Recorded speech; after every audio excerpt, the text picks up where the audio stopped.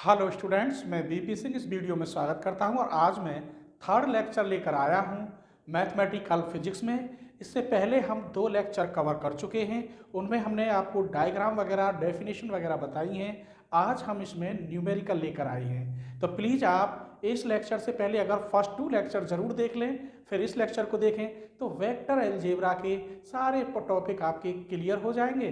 तो चलिए, न्यूमेरिकल बिल्कुल इजी है, कुछ भी नहीं है, 2-2 सेकंड के हैं। इफ वेक्टर ए दे रखा है B C, then show that the resultant of A B C lie Y Z plane. Y Z plane का मतलब क्या है? इसको मैं प्लस करूंगा और इसके जो कंपोनेंट होंगे वो y और z के एलोंग होंगे, x के एलोंग कंपोनेंट होगा ही नहीं। कहने का मतलब इसमें i नहीं आएगा इसके आंसर में। जब i नहीं आएगा, j और k आएंगे तो वो कहलाते हैं क्या? लाई कराएंगे वो किसको? वाई जेड प्लेन को। यदि उसमें x और y, i और j आ जाए तो वो एक्स वाई प्लेन को लाई करेंगे। यदि उसमें x और z आ जाए, कहने का मतलब है j और k आ जाए, तो वो y और z प्लेन को लाई करेंगे। और ये सब मैंने लेक्चर 1 में अच्छी तरह से डिफाइन किया है, ठीक है। तो चलिए इनको जोड़ते हैं। तो हम ए बी सी को पहले रिजल्ट निकालते हैं इसका। तो a प्लस बी प्लस सी, इनको जोड़ो 3 और 3, ये तो 0 आई हो गया प्लस करने पर। 3 और 2 5, और 3 और 5 8, और 4 12 है। तो ये आंसर आया 5j प्लस 12k। इसमें i नहीं आया, इसीलिए ये लाई करेगा y और z प्लेन पर, ठीक है। आइए तो मैं एक लाइन लिखे देता हूं, क्योंकि इसमें कंपोनेंट किसका नहीं है? x एक्सिस का नहीं है। तो नो कंपोनेंट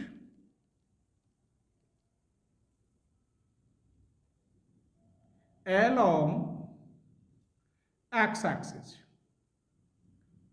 इसीलिए it is lie on Y Z plane. बस। अब एक बात बताइए, कोई सवाल ऐसा अलग बुक का हो, वो क्या है कि किस पे लाई कर रहा है? वाई और जेड प्लेन पे लाई कर रहा है तो जे के आएंगे। अगर एक्स और वाई पे लाई करता तो आई और जे आते, एक्स और जेड पे करता तो आई और के आते। मैंने वहां दिखाया है कि आई किस पर होता है? एक्स एक्सिस पर। जे कंपोनेंट किस पे होता है? वाई एक्सिस पर। के कंपोनेंट किस पर होता है? जेड एक्सिस पर। जिसके आए उन पे लाई करेगा, जिसके नहीं आएंगे उस पे लाई नहीं करेगा। आइए नेक्स्ट क्वेश्चन देखते हैं। Find the magnitude and direction cosine of a plus B plus C and a minus B plus C. इनमें से एक तो मैं कर देता हूं, एक आप कर लेना सेम। तो पहले इन तीनों को प्लस करिए, a प्लस बी प्लस सी। इन तीनों को जोड़ेंगे, आई के एक साथ जोड़ते हैं, जे के एक साथ और के एक साथ। तो ये कितना हुआ? इधर 4i और ये 0j, ये जोड़ोगे प्लस के। अब एक बात बताइए, इसका आंसर आ गया 4i प्लस के। ये किस पे लाई कर रहा है? बोलो, x और z प्लेन पर, क्योंकि इसमें y 0 है तो केवल x और z प्लेन पर। वो तो मैग्नीट्यूड पूछ रहा है, वो तो मैं बता रहा हूं। इसका मैग्नीट्यूड निकालने के लिए a प्लस बी प्लस सी का मॉड, और मॉड का मतलब है इसके स्क्वायर का वर्ग 4 चौक 16 प्लस 1 अंडर रूट 17। के कॉफिशिएंट लिखते हैं यहाँ। अब मैग्नीट्यूड निकल गया, अब पूछ रहा है डायरेक्शन कोसाइन। डायरेक्शन कोसाइन मैंने फर्स्ट लेक्चर पढ़ा है, cos alpha cos beta cos gamma बनते हैं। और किस पर? एक्स एक्सिस पर, वाई एक्सिस और जेड एक्सिस पर। तो मैं लिख रहा हूं let cos alpha cos beta cos gamma are direction cosine at X axis, Y axis and Z axis. तो cos alpha equal to cos beta equal to और कॉस गामा इक्वल टू। तो x axis पर निकालेंगे आई के coefficient upon this, ये magnitude. तो ये माना जाएगा एक्स के लिए कॉस अल्फा। तो यहाँ कितना है? 4 upon under root 17। Cos beta Y axis के लिए निकालेंगे तो यहाँ 0 है, तो 0/√17 अर्थात 0 ही हो गया। कॉस गामा निकालेंगे तो यहाँ 1 है, तो ये 1/√17। ऐसे ही आप इसके भी निकाल सकते हैं। तो बस ये मालूम होना चाहिए कि हम कैसे करते हैं क्वेश्चन। नेक्स्ट क्वेश्चन देखिए, deduce the angle made by the vector दे रखा है विद जेड एक्सिस। क्या है? जेड एक्सिस पर एंगल निकालना है कॉस गामा, जिसे हम डायरेक्शन को साइन भी कहेंगे जेड एक्सिस पर, तो हमें मैग्नीट्यूड निकालना पड़ेगा। तो ये जो वेक्टर दे रखा है, मान लीजिए ये ए दे रखा है 4i - 3j और 5k, इसका मॉड निकालो। 4 4 जा 16, 3 3 जा 9, 25, 50 हो गया। और 50 को मैं लिख सकता हूं 5/√2। तो ये मॉड ए निकल आया। अब ये पूछ रहा है डायरेक्शन जेड एक्सिस के अकॉर्डिंग। तो क्या पूछ रहा है? एंगल जेड एक्सिस पर एंगल,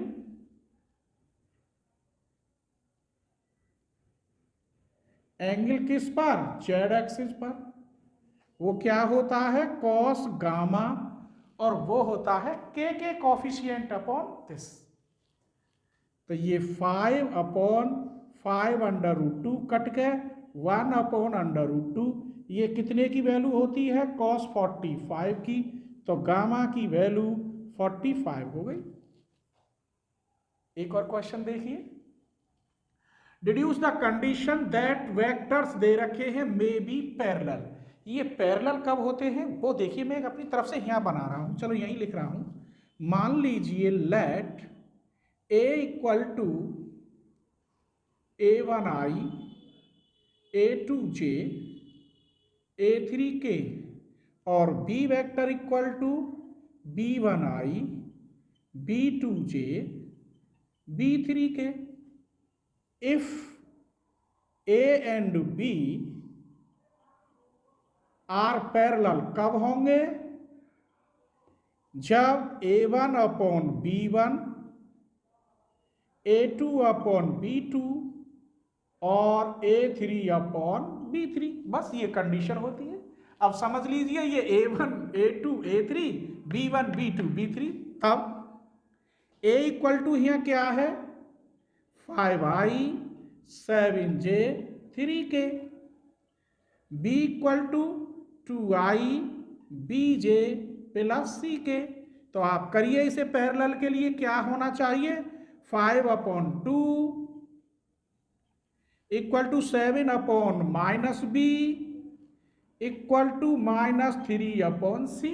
इन दोनों को इक्वल लो, इन दोनों को केवल, तो माइनस के 5b = 7 14, तो b = -14/5। अब के इन दोनों को लीजिए, नहीं इसको और इसको ले लीजिए। भाई वैल्यू निकालनी है ना, तो यहां लिख रहा हूं 5/2 = 3/c। तो ये 5c = -6, दिस इंप्लाइज c = -6/5। तो c की वैल्यू कितनी हो गई? -6/5 और b की वैल्यू -14/5। इस कंडीशन के लिए यदि b की वैल्यू ये हो और c की वैल्यू यहां रख दी जाती तो ये दावे के साथ दोनों पैरेलल होते। तो b और c की वैल्यू पूछी थी इन्होंने, ठीक है। नेक्स्ट क्वेश्चन देखिए, पोजीशन वेक्टर ऑफ 4 वेक्टर दे रखे हैं respectively, prove that A B and C D are parallel. मैं आपको पहले पोजीशन वेक्टर बताता हूं 1 मिनट में। ये R है पोजीशन वेक्टर, और यहाँ O और ये P, और इसके पॉइंट x y z हो, O के 0 0। तो यहाँ जो बनेंगे I कंपोनेंट होता है x एक्सिस पर, z एक्सिस पर k कंपोनेंट, y एक्सिस पर j।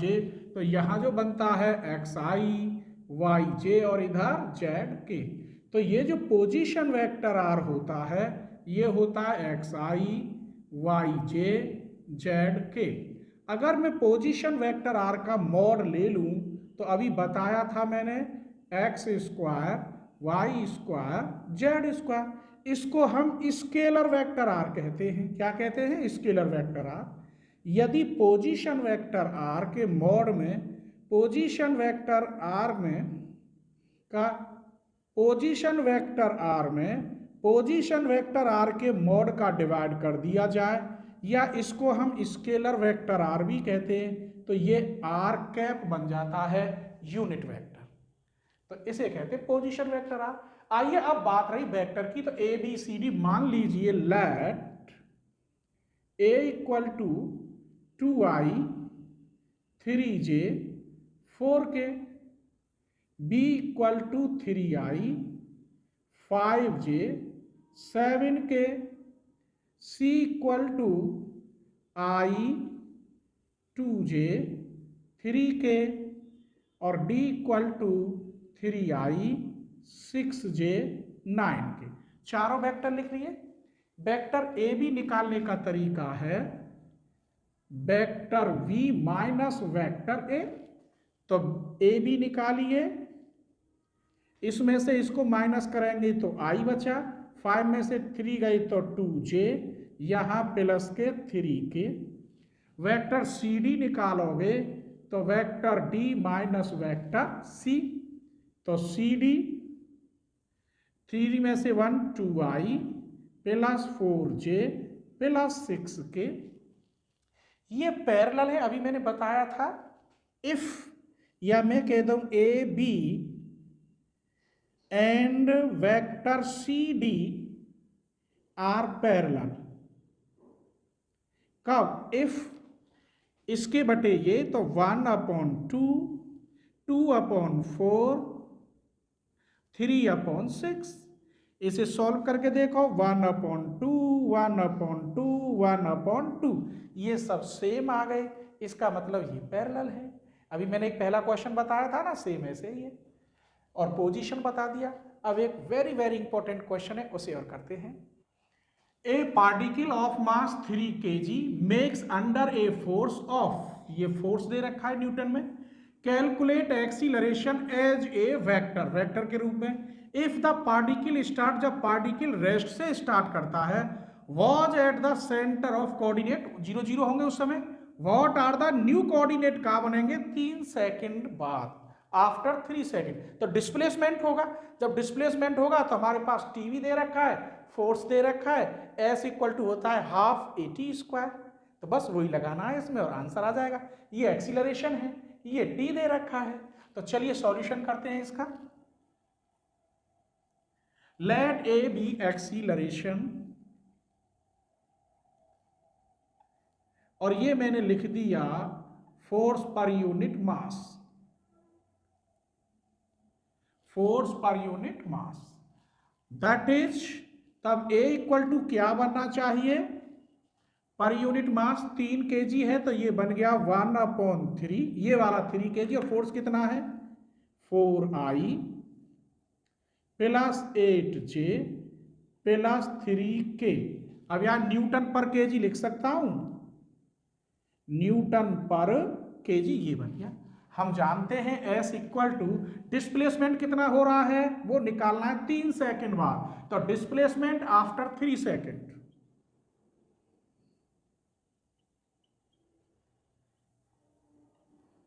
आफ्टर 3 सेकंड, क्या यहां लिखे देता हूं S equal to half AT square,